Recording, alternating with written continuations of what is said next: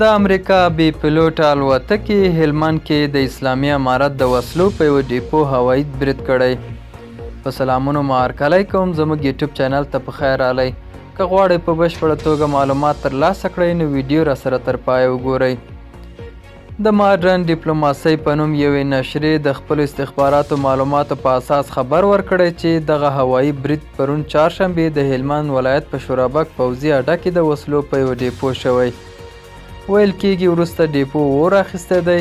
تر اوسه اسلامي امارت په دې اړه په رسمي توګه څه نه دي ویلي، خو د امریکا بې پیلوټه الوتکې د کابل پر اسمان هم ګرځي.